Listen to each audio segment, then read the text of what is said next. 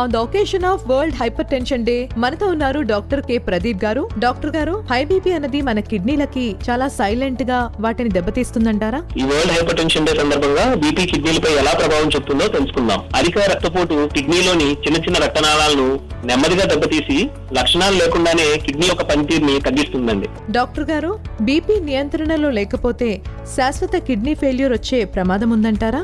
అవునండి, నియంత్రణలో లేని బీపీ వలన కిడ్నీస్ ద్వారా యూరిన్ లో ప్రోటీన్ పోవడం కూడా జరిగి అలాగే శాశ్వత కిడ్నీ వైఫల్యానికి కూడా దారి తీసే అవకాశం ఉందండి. దాని వల్ల చాలా మంది డయాలసిస్ కూడా వెళ్తుంటారు. డాక్టర్ గారు, హైపర్ టెన్షన్ వల్ల కిడ్నీలు ప్రభావితం అవుతున్నాయని తెలియజేసే సిమ్టమ్స్ ఏంటంటారు? సాధారణంగా చాలా మంది ఈ పాయింట్ అశ్రద్ధ చేస్తారండి. మూత్రంలో నురగ కనపడడం, అంటే మూత్రంలో ప్రోటీన్ పోవడం, అలాగే కాళ్ల వాపు, మొహం వాపు, శరీరం అంతా వాపు రావడం, లేదంటే వాళ్ళు రక్త పరీక్ష రెగ్యులర్ గా చేయించుకున్నప్పుడు క్రియాటినిన్ అనే ఒక టెస్ట్ పెరగడం, ఇవన్నీ కూడా బీపీ వలన కిడ్నీ మీద వస్తున్న ప్రభావం యొక్క ప్రారంభ సంకేతాలండి. డాక్టర్ గారు, మన బాడీలో నిశ్శబ్దంగా 24 అవర్స్ పనిచేసే అద్భుతమైన అవయవాలు మన కిడ్నీలు.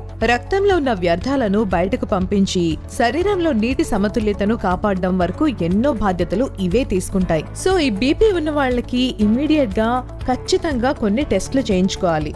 మరి బీపీ ఉన్నవారు తమ కిడ్నీ ఫంక్షన్ టెస్టులు ఎంత కాలానికి చేయించుకుంటే మంచిదంటారు డాక్టర్ గారు? సో బీపీ ఉన్న ప్రతి వ్యక్తి, అంటే బీపీ అన్న హైపర్ టెన్షన్ అన్న ఒకటేనండి. బీపీ ఉన్న ప్రతి వ్యక్తి కూడా అట్లీస్ట్ 3 నెలలకు ఒకసారి కిడ్నీ యొక్క పరీక్ష చూసుకుంటూ ఉండాలండి. అలాగే నీరుడు పరీక్ష, సింపుల్ టెస్ట్, యూరిన్ ఎగ్జామినేషన్ చేయించుకుంటూ ఉండాలి. బీపీ లేని వారు సంవత్సరానికి ఒక్కసారైనా కిడ్నీ యొక్క పరీక్ష చేయించుకుండాలి. అట్లీస్ట్ 60 ఏళ్ళు దాటిన ప్రతి ఒక్కళ్ళు కూడా షుగర్ ఉన్నా బీపీ ఉన్నా కిడ్నీ యొక్క పరీక్ష తరచూ చేసుకుంటూ ఉండాలండి. డాక్టర్ గారు, శరీరంలో వాపులు రావటం, అలసట, మూత్రంలో మార్పులు, ఆకలి తగ్గడం, ఇవన్నీ కిడ్నీలు చేస్తున్న హెచ్చరిక సంకేతాలు కావచ్చు. కిడ్నీ సమస్యలు తెలుసుకోవాలి అనుకునే వారు రెగ్యులర్ గా బీపీ చెక్ చేయించుకోవడం కావచ్చు. మన గుండె ఆరోగ్యాన్ని అలాగే కిడ్నీ ఆరోగ్యాన్ని ఒకేసారి కాపాడుకోవడానికి ప్రతిరోజు కొన్ని జాగ్రత్తలు పాటించాలి. మరి అలాంటి మంచి అలవాట్లు ఏం పాటించాలంటారు డాక్టర్ గారు? ఫస్ట్, ఆహారంలో ఉప్పు తగ్గించాలి, అంటే 0 చేయకూడదు. తర్వాత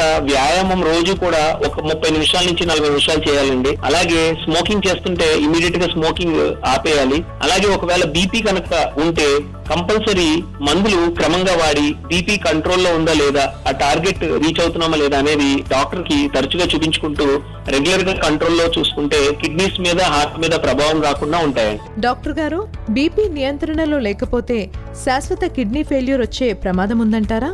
అవునండి, నియంత్రణలో లేని బీపీ వలన కిడ్నీస్ ద్వారా యూరిన్ లో ప్రోటీన్ పోవడం కూడా జరిగి అలాగే శాశ్వత కిడ్నీ వైఫల్యానికి కూడా దారి తీసే అవకాశం ఉందండి. దాని వల్ల చాలా మంది డయాలసిస్ కూడా వెళ్తుంటారు. డాక్టర్ గారు, హైపర్ టెన్షన్ వల్ల కిడ్నీలు ప్రభావితం అవుతున్నాయని తెలియజేసే సిమ్టమ్స్ ఏంటంటారు? సాధారణంగా చాలా మంది ఈ పాయింట్ అశ్రద్ధ చేస్తారండి.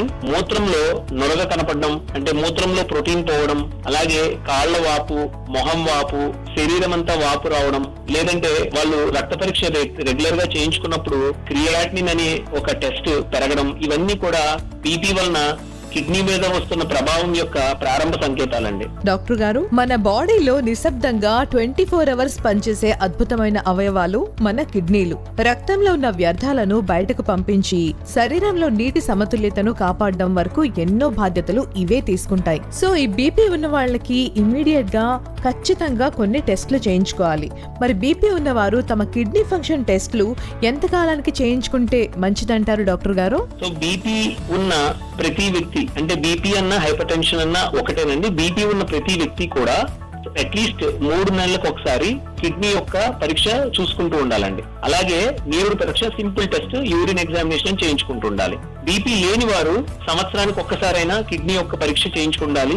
అట్లీస్ట్ 60 ఏళ్ళు దాటిన ప్రతి ఒక్కళ్ళు కూడా షుగర్ ఉన్నా బీపీ ఉన్నా కిడ్నీ యొక్క పరీక్ష తరచూ చేసుకుంటూ ఉండాలండి. డాక్టర్ గారు, బీపీ నియంత్రణలో లేకపోతే శాశ్వత కిడ్నీ ఫెయిల్యూర్ వచ్చే ప్రమాదం ఉందంటారా?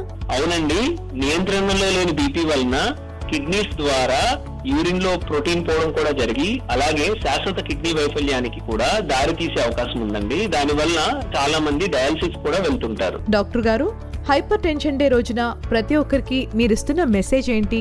బీపీ అనేది చాలా చిన్న విషయం. మనం బీపీని అశ్రద్ధ చేసుకోకూడదు. సో బీపీని కంట్రోల్లో పెట్టుకోండి. లేని వారు తరచూ బీపీని రెగ్యులర్ గా చెక్ చేసుకోండి.